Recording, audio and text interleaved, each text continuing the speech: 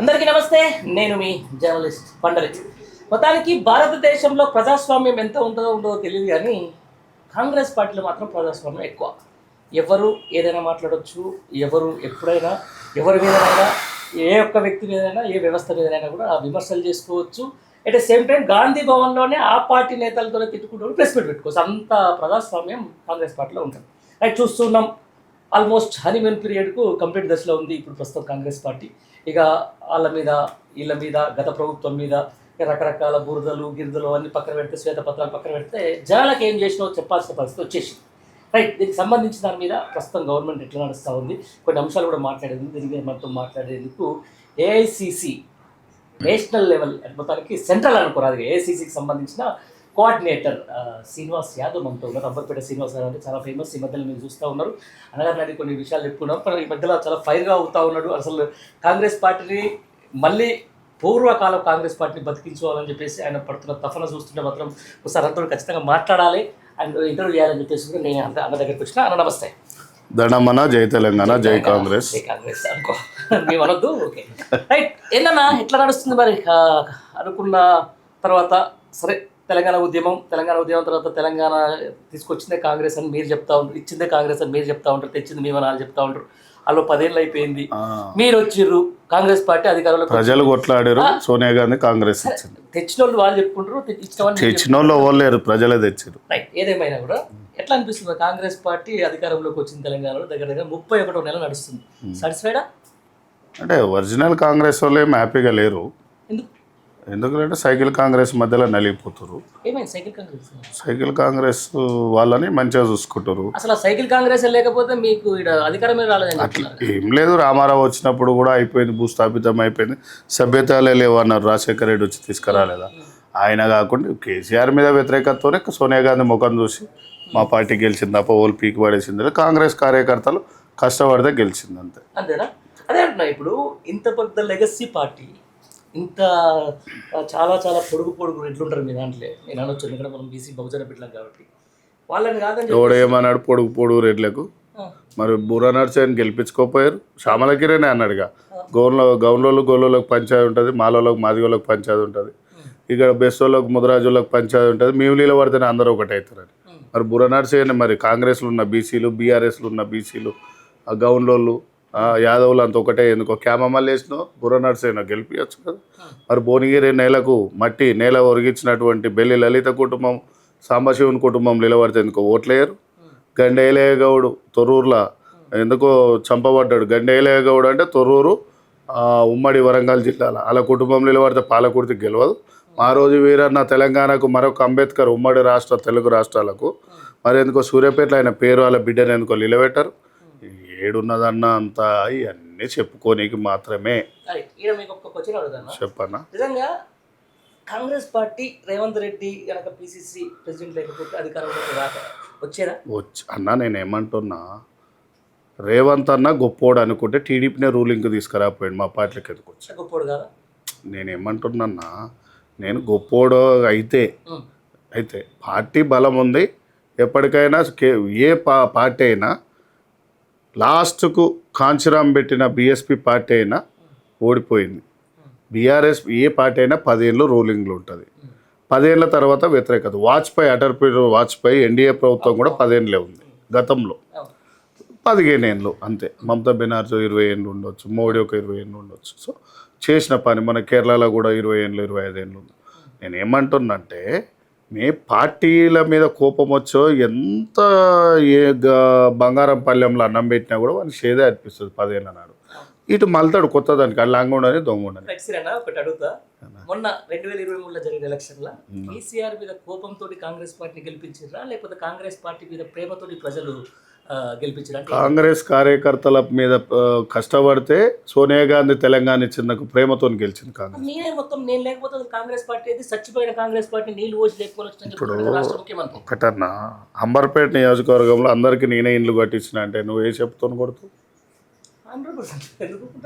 అదే కదా, నేనే కష్టపడ్డా. అంటే క్రికెట్ టీం మొత్తం గెలవాలంటే కెప్టెన్ ఆడితే నడవదు, టీం మొత్తం ఆడితే నడుస్తుంది. ఈ టీం కంటే ముందు కోచ్ ఉంటాడు అక్కడ.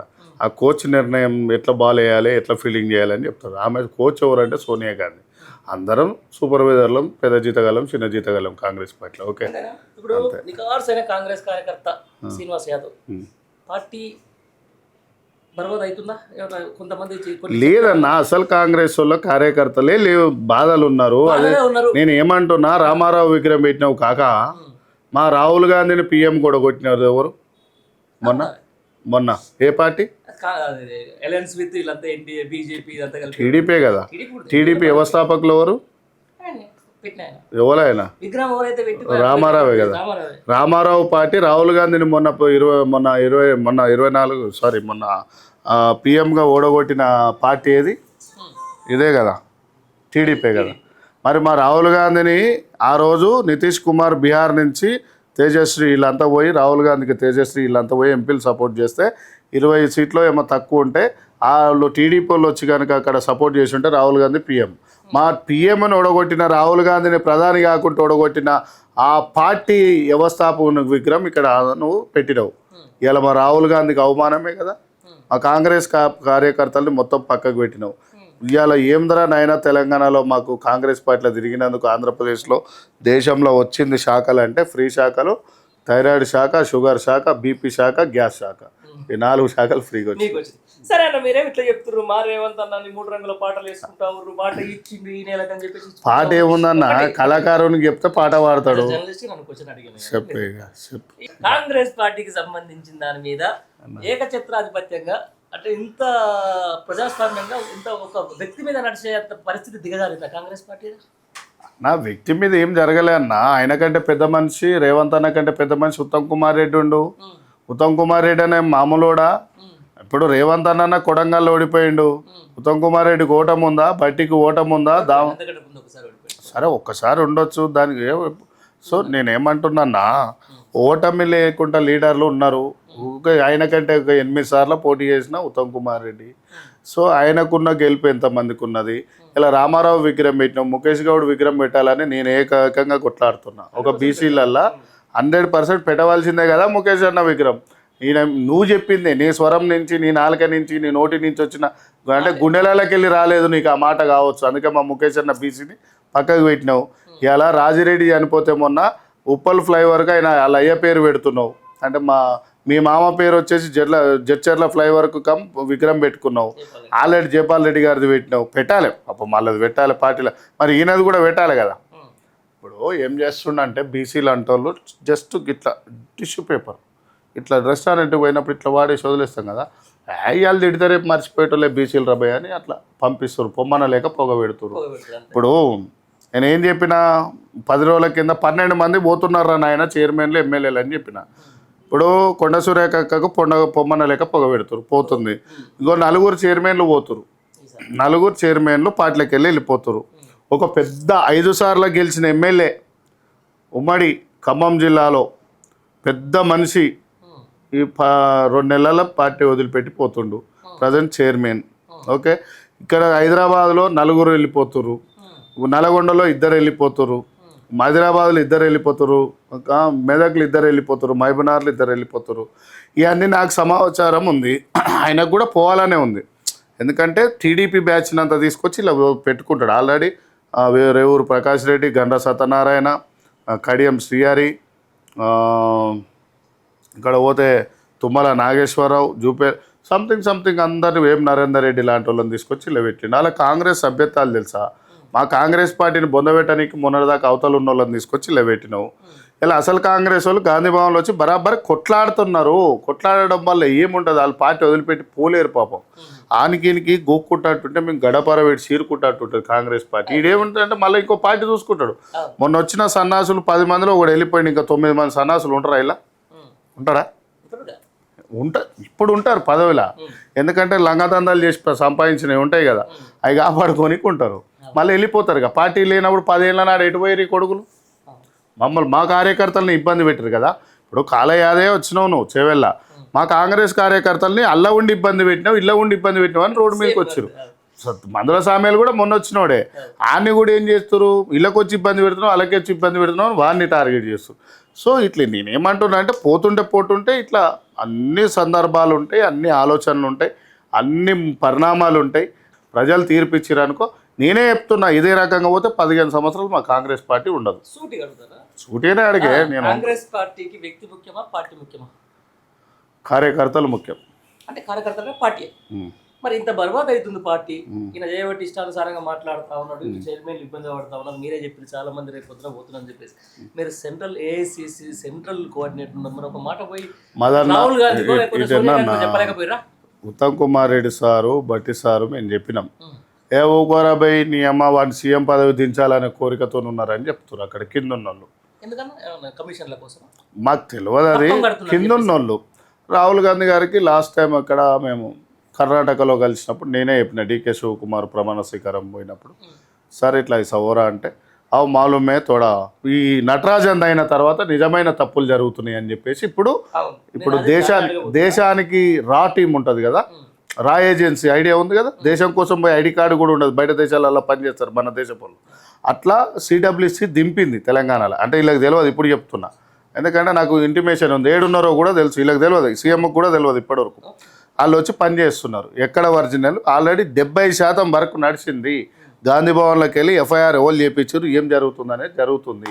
ఈ మధ్యకాలంలో ఏమైపోతుందంటే మాలాంటి వాళ్ళని కష్టపడ్డప్పుడు మాలాంటి వాళ్ళని చెప్పినప్పుడు మొన్న పిలిచి చైర్మన్ ఇస్తున్నారు నాకు, మలిసి పెట్టుకో అని చెప్పిన, మలిసి లోపల పెట్టుకో అని చెప్పిన, నేను డైరెక్ట్ చెప్పిన. మరి ఇంతసేపు చాలా మంది ఏమనుకుంటున్నారంటే శ్రీనివాస్ యాదవ్ చైర్మన్ పదవి ఇవ్వకపోవడం వల్ల నేను తీసుకోనని చెప్పిండే. అరే నేను ఏమంటున్నా, క్రాంత్ అన్న తొలి వెలుగుల అన్ని ఆర్టీవీలో కూడా చెప్పిన, ఏమని చెప్పినా, అరే నాయన నాకు పదవి ఇస్తా అంటే వద్దా అంటున్నా, ఎవడన్నా వద్దంటడా?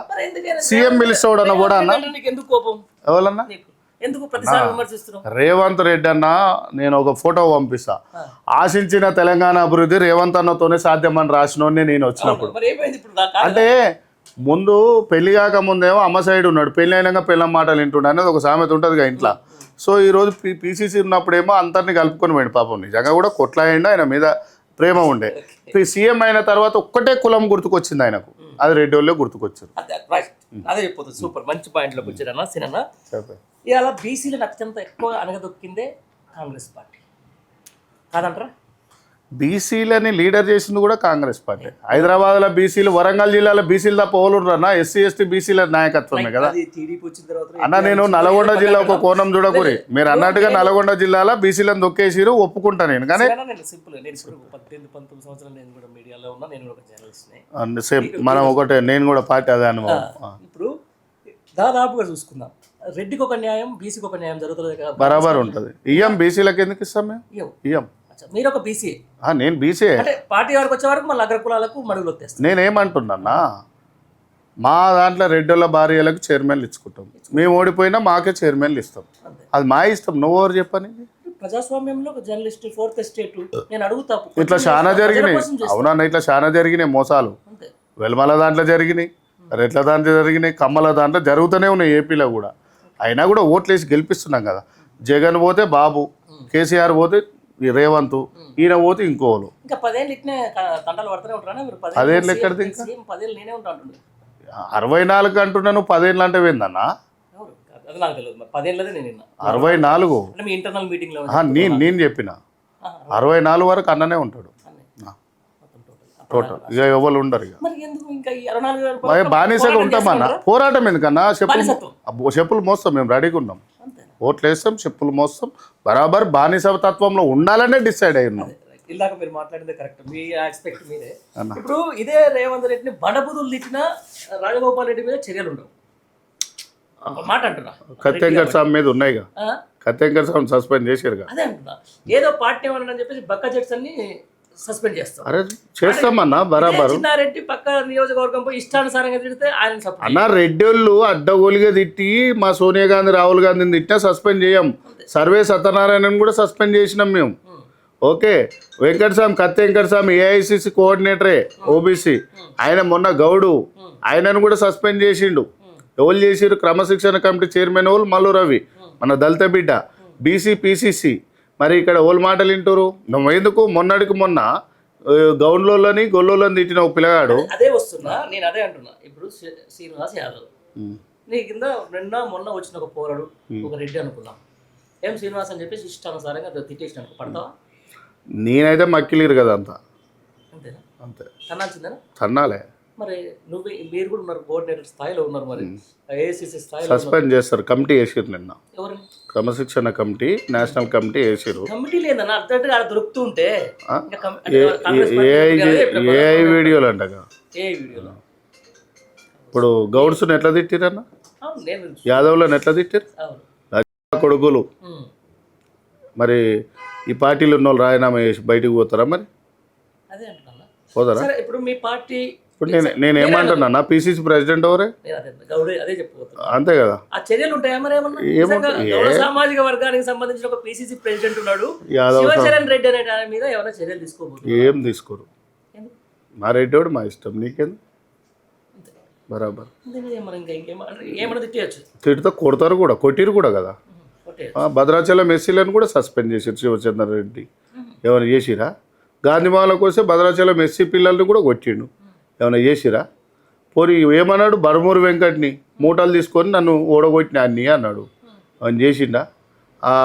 మన కొంపెల్లి వెంకటేశ వెంకటేష్ను కూడా అన్ని కూడా కొట్టేసిన అన్నాడు. ఏమైనా చేసిండా? అనిల్ యాదవ్కు 3.5 కోట్లు వడదెంగిన అన్నాడు. ఏమైనా చేసిరా? అంటే ఎందుకంటే దీన్ని బట్టి నాకు అర్థమైంది ఏంటంటే ఇది రెడ్ల కాంగ్రెస్ బరాబర్ సస్పెండ్ చేస్తాం, కొడతాం, తోలు తీస్తాం. తీటు ఉంటే ఉండు, ఓటుకు 2,000 వేస్తాం, ఇష్టం ఉంటే లేకుంటే ఇంత బహుజనవాదం మీద ఇంత పట్టు, ఇంత గ్రిప్ ఉండి, ఇంత అవగాహన ఉన్నట్లు మరి మీరు ఎందుకన్నా రెడ్ల? నేను పార్టీ పెడితే నడుస్తుందా? కవిత పెడితే నడుస్తుంది. సాంబశివుని బిడ్డ పెడితే నడుస్తుందా? మారోజు వీరన్న బిడ్డ పెడితే నడుస్తుందా? సాగలైలమ్మ మనవరాలు పెడితే నడుస్తుందా? కొమరంభీం బిడ్డ పెడితే నడుస్తుందా? పెడుతుందా? బెల్లి లలితక బిడ్డ అల్లుడు వచ్చి పెడితే నడుస్తుందా? బెల్లి లలితని తయారు చేసిన బెల్లి శేఖర్ వచ్చి పెడితే నడుస్తుందా?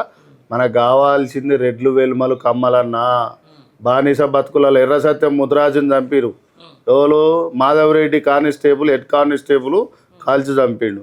అయినా కూడా అలానే పోయి వాళ్ళ తమ్ముడు కూడా పనిచేస్తుండు కదా రెడ్ల కిందనే. ఇంకేడుంది నైతిక విలువలు? అంతే అంటారు. మొత్తానికి శివచరణ్ రెడ్డి ఈశ్వరమ్మ యాదవ్ మీద అరే ఈశ్వరమ్మని కొడతాడన్న రేపు పోయి ఇంటి మీద దాడి చేస్తారు. ఏం చేస్తారు మీరు? ఏం చేస్తారు బీసీలు? అక్కడ బీసీలే కదా నిన్న కొట్టింది ఇంటి మీద పోతే. ఏం చేస్తారు బీసీలు మీరు? మళ్ళీ పోతే ఏం లేదు, మీ కులపోనికి ఎమ్మెల్యే సీట్ ఇస్తే మీరే జిందాబాద్ అంటారు. వాళ్ళ కాడు ఉన్నాయి పగ్గాలు, మీది మెడా వేసి కూస్తే అయిపోయా. అన్న జిందాబాద్ తిరుగులేని వీరుడు అన్నారు. ఖాతం అయిపోయి. బహుజనవాదం అంటున్నారు, కాంగ్రెస్ పార్టీలో ప్రజాస్వామ్యం అంటున్నారు, సామాజిక న్యాయం అంటున్నారు. ఎప్పుడన్నా కాంగ్రెస్ పార్టీ అధికారంలో ఉంటే ఒక యాదవ్ మినిస్టర్ లేకుండా ఉన్న సందర్భాలు ఉన్నాయా? చెయ్యం అంతే, చెయ్యమ్మా ఇష్టం. మీకు ఒకవేళ ఇస్తానా కూడా మా అంజన్ కాక 50 ఏళ్ళు కష్టపడ్డాడు. అదే ఒక యాదవ్ ఒకవేళ సపోజ్ మొన్న జూబ్లీస్ లో పోరాటం నాకంటే చిన్నవాడు కాబట్టి గెలిచిండు. అట్లా యాదవ్ వచ్చి అవకాశం వచ్చినా కూడా చెయ్యం. ఇంకో 2 రెడ్లకే ఇచ్చుకుంటాం బరాబర్. ఏముంటుంది? మళ్ళీ పైసలు పెడితే గెలుస్తాం. నువ్వు ఓవర్ చెప్పనీకి మైకులు మొత్తుకుంటూనే ఉంటే జర్నలిస్టులను కూడా తిడుతూనే ఊరు కదా. అరెస్టులు అయిపోయి మరి ఈడ హోంశాఖ అంత వీక్ ఉంది, మరి ఏం చేస్తాం? మరి హోంశాఖ వీక్ ఉందని మీరే అంటున్నారు, పార్టీ వీక్ ఉందని మీరే. పార్టీ వీక్ లేదు, పార్టీ బలంగా ఉందని మోసం చేస్తారు అంటున్నా అసలు కాంగ్రెస్. ఇప్పుడు మీరే ఇది మాట్లాడుతుంటే ఒక చైర్మన్ పదవి ఇస్తే మీరే ఫస్ట్ నేను తీసుకొని ఏం చేయాలి చైర్మన్? అరే ఇలా మాట్లాడే వాయిస్ గొంతుకగా బహుజన్లలో అమ్ముడు పోయిన దొంగలు పోయి చెప్పులు మోస్తున్నారన్నా. నేనొక్కరిని అమ్ముడు పోతే నా జీవితం ఏంది?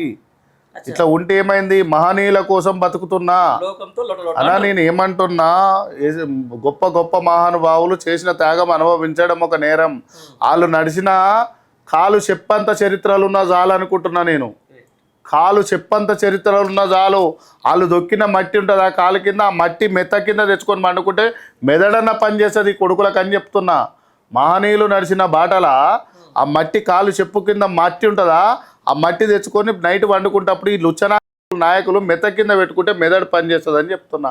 ఎవడన్నా మహనీయులు గుర్తుపెట్టుకుంది? నక్సలైట్లు ఎండకెండి వానకు తడిసి చలికి వణికి ఎదురు కాల్పులలో చనిపోయిన పోలీసు వాళ్ళ కుటుంబాలు ఎటుపోయినాయి, నక్సలైట్లకు చనిపోయిన కుటుంబాలు ఎటుపోయినాయి, ఇవాళ దేశ సరిహద్దులలో చనిపోతున్న కుటుంబాల త్యాగాలు ఎటుపోయినాయి. ఈ నా పోరాలకు కావాల్సింది హీరోయిన్లు సగం బట్టలు వేస్తే కేప్సీలు బర్గర్ల త్యాగాలన్నీ పోతున్నాయి. ఇలా అంబేద్కర్ సార్ కాంప్రమైజ్ అయ్యింటే మన బతుకులేందన్న. ఆయుధం అనబాంబు కంటే గొప్పది ఆ ఓటక్కు. తీసుకుపోయి ఏడ పెడుతున్నారన్న 500 బిర్యానీకి పెడుతున్నారు. నేను ఇవాళ మీటింగ్ మొన్న పెట్టిన ముఖేష్ అన్న గౌడ్ మీటింగ్ పెట్టాలంటే 1000 మంది వచ్చారు. నా మీద అభిమానంతో ఒక్క పిలుపుతో నీ న్యాయంగా ఉంటేనే కదా రూపాయి లేకుండా వచ్చింది. రేపు అవసరమైతే అఖిల భారత బహుజన సేనలో ఎవడొస్తాడన్నా నేను ఒక్క మాట చెప్తా, ఎల్బీ స్టేడియంలో నువ్వు కెమెరా పట్టుకొని నేను కూర్చుంటా, అరే మన జాతులు అన్యాయం చేస్తున్నారా అన్ని కులాలు రారా అంటాడు. ఇప్పుడు మొన్నటిదాకా ఇన్ని గెలిపిస్తుంది ఈ లంగా అయితే మరి ఇంకో పార్టీ ఏది మరి ఇది అంటే ప్రత్యామ్నాయం రావాల్సిన అవసరం ఉందో అంటారు.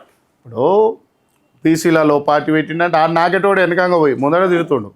మీ ఇంతకుముందు నేను ఒక స్టేట్మెంట్ కూడా చూసిన, ఎస్సీలలో యూనిటీ ఉంది, ఓసీలలో కులంలో యూనిటీ ఉంది, కులంలో సబ్బండ వర్గాల దగ్గర 130 కులాల ఎట్లా యూనిటీ, మరి యూనిటీ అన్నా తీసుకోవడం కోసం మీలాంటి బీసీ నాయకులు అంతో ఇంతో సామాజిక అవగాహన ఉన్న వాళ్ళు ప్రయత్నం చేస్తున్నారు. బీసీ నాయకులు అంటే వాళ్ళు బహుజనవాదం ఎత్తుకోవాలి. ఇప్పటివరకు తెలంగాణ ఆంధ్రప్రదేశ్లో ఎస్సీలే బహుజన అన్నారు. బహుజన అనగానే తెలియని వాళ్ళకు ఇప్పుడు మేము గొల్లోలం, మా అమ్మకు మా చిన్నమ్మకు ఏముంటుంది వీళ్ళు మాదిగోళ్ళ పార్టీ అంటారు. అది మాదిగోళ్ళది కాదు నాయన, అంబేద్కర్ పూలే కలిసి పెట్టిన ఒక బహుజనవాదం మన బతుకుల కోసం తీసుకొచ్చి నీకు అంబేద్కర్ సార్ రిజర్వేషన్లకు పిలుస్తాడు. మన బీసీలో పోయినామా, కాంచీరామ్ సార్ కూడా లాస్ట్కి పిలుస్తాడు పోయినామా, ఎందుకంటే కులపొలతో పోతారా బీసీలు, అవమానం కాదురా అన్నారు. ఈయనే ఉన్నారు మా ఎడినా కొడుకులు బీసీలు, ఏ ఏరియాలో 42% నీకు అంబేద్కర్ సార్ 50 ఏళ్ళ కింద 60 ఏళ్ళ కింద 52% రిజర్వేషన్ల కోసం బిల్లు పెట్టిండు. 60 ఏళ్ళ కింద బిల్లు పెట్టిన 52% బీసీలకు ఇప్పుడు ఎన్ని తరాలు అయితే అన్న 20 ఏళ్ళకు తరం వేసుకున్న 3 తరాలు పెరుగుతాయిగా. అప్పుడే 52% అన్నాడంటే దేశంలో ఓబీసీలు ఇవాళ మరి ఎంత 82% అవుతారా, అవుతారు కదా. ఇంకా 42% గాడి చెప్పిన కాడ ఇంకా కూర్చున్నారు ఎందుకు. అంతే. ఫైనల్గా మిమ్మల్ని క్వశ్చన్ అడిగి ఆపేస్తారా, చెప్పే గాంధీ భవన్లో రోజు ఏమన్నా ఈ తిట్ల మీద ఎట్లా తిట్టాలి ఏం కథ తిట్టాలని చెప్పేసి ఏమైనా క్లాసులు తీసుకోవడానికి ఉన్న సపరేట్ వాళ్ళు వస్తారా, లేకపోతే ముఖ్యమంత్రి ఏమన్నా పేజీలు పంపిస్తారా? వాళ్ళ ఏం మాట్లాడుకుంటారో తెలియదు కానీ బాధతో మాత్రం కాంగ్రెస్ కార్యకర్తలు వస్తురన్న. నిజంగా చెప్తున్నా, నీకు ఇనే ఓపిక ఉంటే పేర్లు చెప్తా జిల్లాలల్లో నలిగిపోయిన వాళ్ళ పేర్లు. ఒక్కటే విషయం అన్న, పాపం మొన్నటికి మొన్న ఉప్పల్ల భర్తకు ఇంజెక్షన్ ఇవ్వవలసిన నిర్మలారెడ్డి గాంధీ భవన్లో మీటింగ్ ఉంటే పోయిండు, వచ్చిన వరకు చనిపోయాడు, హార్ట్ అటాక్ వచ్చి. నిర్మలారెడ్డి వాళ్ళ husband Nirmala Reddy board vice president మహిళా సంఘం. ఓకే, నిజమే కదా. నాకు ఇంటర్వ్యూ ఇచ్చింది ఆమె. శకుంతల రెడ్డి, బద్దుల వెంకటేష్ అన్న. ఓకే, నీకు ఇక్కడ పోతే ఏది మన మైబాద్ పోతే గుండెపాక కరుణాకరు, మన వేనన్న జనగము, ఇక్కడ పోతే జ్ఞానసుందరు తుంగతుర్తి, ఇక్కడ పోతే భువనగిరు పోషంచెట్టి ప్రమోద్ అన్న, మళ్ళీ ఇక్కడ పోతే ఇక్కడ ప్రభాకర్ నిన్ననే చనిపోయిండు. వీళ్ళందరూ కలిపి ఏదన్నా అసలు కట్టర్ కాంగ్రెస్ ఏమైనా చేస్తున్నా నా ప్లాన్ ఏమైనా చేస్తున్నావా? ప్లాన్ చేసేది ఉంటే ఓపెన్గానే చెప్తాను, ఆ రోజులు ఉన్నాయి ముందడ బరాబర్ చెప్తా. ఆ లోపు నన్ను అరెస్ట్ చేయాలి, నన్ను సస్పెండ్ చేయలేరు వీళ్ళు. నా ఆడ మంచిగా ఉన్నది కాబట్టి వీళ్ళు చేశారు, మొన్న 13 లెటర్లు పంపించారు. అయితే అన్నీ విన్నారు, ఇంగ్లీష్లో ట్రాన్స్లేషన్ చేసుకోరు వీడియో. కాంగ్రెస్ పార్టీ సేవ్ చేయాలి, కార్యకర్తల్ని కాపాడాలి, రాహుల్ గాంధీని ప్రధాని చేయాలి, సోనియా గాంధీ జనాల భారతదేశం జనాల ఆశయాలు నెరవేర్చాలి రాహుల్ గాంధీని అని అంటున్నాను. వీళ్ళకి ఏమైపోతుందంటే రేవంత్ రెడ్డి వర్గానికి ఇన్ని ఎట్లా దొరికియాలి. ఆల్రెడీ పోలీసులతో కేసులు వెతికిరంట, నా మీద ఒక కేసు ఉండదు. పాలదంద ఉంటుంది, అడిగి పోయి ఎంప్లాయీలు అంతా నాణ్యతమే అన్నారు, అది 150 ఏళ్ళ షాప్ అది. ఓకే, అది నాణ్యతమే అని చెప్పారు. ఇక లాస్ట్కి ఏది కాలబేరం కావాలి. ఇప్పుడు సీఎం పిలిస్తే ఓరా అన్న 4 సార్లు పిలిచారు, వాళ్ళ పిఏ 4 సార్లు పిలిస్తే కూడా ఫోన్ అని చెప్పిన, మాట్లాడిపించారు కొంతమంది చైర్మన్లు, అయినా కూడా పోమన్నా. ఒక ఎమ్మెల్సీ వచ్చిండు ఫోన్ అని చెప్పిన, ఒక రాజ్యసభ చెప్పిండు ఫోన్ అన్న, ఓ ఎంపీ కూడా ఫోన్ చేసిండు రావే అన్నారమ్మా, నేను రానని చెప్పిన. ఎందుకు అంటే పోతే ఏముండదు, కా చైర్మన్ వాడి దగ్గర 2 గన్మెన్లని ఆఫీసు నాకు లేరా అన్న. నేను ఏమంటున్నా, నేను ఎమ్మెల్యే కోసం పదవి కోసం కాదు, సామాజిక తెలంగాణ సామాజిక బహుజనుల కోసం కొట్లాడదామని సిద్ధమైనా. అది కాంగ్రెస్ పార్టీలో ఉండి కొట్లాడుతున్నా, బయటకు వచ్చి కొట్లాడుతున్నా, పార్టీ పెట్టుకుంటున్నా నాకు తెలియదు. కానీ బరాబర్ అయితే నా త్యాగం, నా లైఫ్ అయితే మాత్రం బహుజన జాతుల కోసం అంకితం. ఫైనల్ అన్న, ఇప్పుడు ఈ రేవంత్ రెడ్డి మాట్లాడుతున్న భాష ప్రతిపక్షంలో ఉన్నప్పుడు ఎవరైనా మాట్లాడచ్చు, వింటారు. అధికారంలో ఉండి you are the policy maker, you are the ruler, ఆయన కూడా ఇట్లా అనుసారంగా ఇష్టానుసారంగా ఒక అంటే భవిష్యత్తు కొంతమంది పాలిటిక్స్లోకి వచ్చే వాళ్ళు ఉంటారు. కొంతమందికి శ్రీనివాస్ యాదవ్ ఇన్స్పిరేషన్ కావచ్చు, ఇంకొంతమందికి రేవంత్ రెడ్డి ఇన్స్పిరేషన్ కావచ్చు, ఇంకొంతమందికి ఇంకో నాయకుడు ఇన్స్పిరేషన్ కావచ్చు. ఇట్లా ఈ భాషని మీరు యాక్సెప్ట్ చేస్తారా? అయితే మా వాళ్ళు ఏమనుకుంటారు అంటే గతంలో కేసీఆర్ తిట్టిండు కదా, సౌటలు దద్దమ్మలు ఏదో చిన్న విషయం ప్రిపేర్ అయి రాలే అని ఉత్తమ్ కుమార్ రెడ్డి అంటే పీకనీకి వచ్చినావా అంటాడు అసెంబ్లీలో శాసనం. ఇక ఆయననే తిట్టాక మేము తిడితే ఏం పోయిందని ఒక వయసు రీత్యా ఉంటుందన్న. ఇప్పుడు మా ఊర్లో మా తాత ఇంట్లో తిట్టుడు వేరే ఉంటుంది, మా బాబాయ్ తిట్టుడు వేరే ఉంటుంది. అవునా కదా? ఇప్పుడు నాకు అనుభవం. నేను ఏమంటున్నా, రేవంత్ రెడ్డి తిట్టేది తప్పే. ఇప్పుడు కేటీఆర్ రేవంత్ రెడ్డిని తిడుతుండని కేసీఆర్ మా రేవంత్ అన్న ఏం చేస్తుండు కేసీఆర్ని తిడుతుండు. అదే ఇప్పుడు మీకు పిల్లలు లేరా? ఉన్నారు, ఇద్దరు కొడుకులే. అదే నేను శ్రీనివాస్ యాదవ్ ఇష్టం వచ్చినట్టు తిడతాను, నేను కొడుకుంటున్నా. నేను అదేనా నేను ఏమంటున్నా, ఈ తిట్ల పురాణం పనిచేసి అది జనాలకి ఏమైనా చేసేది ఉంటే చెప్పమంటున్నా. ఏం చేయలే. నేను ఏమంటున్నా, చేసిండా చేయలేదా, నేను సీఎం పదవిలో లేను. ఓట్లు వేయించుడు నా బాధ్యత, ఓట్లు వేయించిన అయినా అయిపిస్తారా? కష్టం ఎవరు కాంగ్రెస్ పార్టీకి మా రాహుల్ గాంధీ పీఎం కానీ పనిచేస్తాను. ఈ సీఎం ఉంటాడా పీక్తాడా నాకు సంబంధం లేదు. నా రాహుల్ గాంధీ నా నాయకుడు. నేను రాహుల్ గాంధీని చూసి ఆయన యూత్ కాంగ్రెస్ సింబల్ చూసి వచ్చిన కాంగ్రెస్ పార్టీకి. ఎన్ని సంవత్సరాలు అయిందన్నా వచ్చి? నేను 24, 25 ఏళ్ళు అయింది. నా చిన్నప్పుడు ఫోటో కూడా పంపిస్తాం మీకు. ఓకేనా? రైట్. మొత్తానికి అయితే ట్రూ కట్టర్ కాంగ్రెస్ నాయకులు అంటారు. రైట్. ఇంత జరుగుతున్న తర్వాత ఎండ్ ఆఫ్ ద డే ఫైనల్గా 31 నెలలు కదా హనీమూన్ పీరియడ్ అయిపోయింది కదా. ఇప్పటికన్నా ఏమైనా చేస్తుందా కాంగ్రెస్ పార్టీ? ప్రజలకు ఇచ్చిన హామీలు గ్యారెంటీలు అమలు చేస్తుందా? లేకపోతే మీరు అన్నట్టు మేము ఏం చేసుకోకపోతారు, మళ్ళీ సేమ్ అదే వచ్చి ఆన్సర్ చెప్తారా? చేస్తే ప్రజలు ఓట్లేసి గెలిపిస్తారు, లేకపోతే ఇంట్లో వండ పెడతారు, అంతే. 20,000 గెస్ట్ హౌస్ అవుతుంది.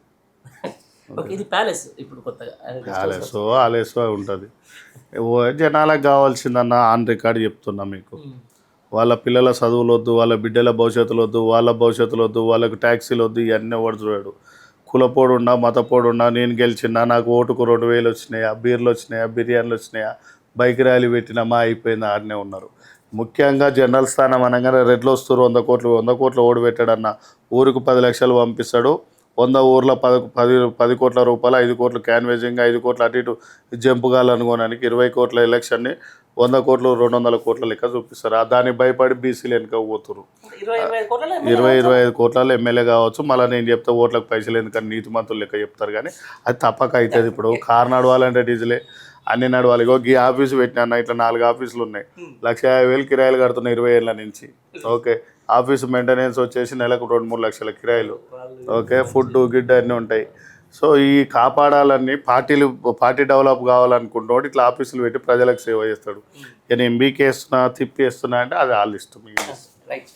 ఏదేమైనా మీ ఆవేదన కూడా కాదు, కానీ మీ ఆలోచన కూడా ఉండి మళ్ళీ సేవ్ కాంగ్రెస్ కాంగ్రెస్ పార్టీని ఎంతవరకు కాపాడుతాడా, లేకపోతే దీన్ని సైకిల్ కాంగ్రెస్ పూర్తిగా మార్చేస్తాడా, లేకపోతే అన్న కూడా కార్డు మధ్యలో ఎత్తేస్తాడా అనేది రేవంత్ రెడ్డి అని చెప్పేసి చెప్తున్నమాట. ఏదేమైనా కూడా కాంగ్రెస్ పార్టీయే కాపాడేది తన లక్ష్యం అని చెప్పేసి శ్రీనివాస్ యాదవ్ చెప్తున్నమాట.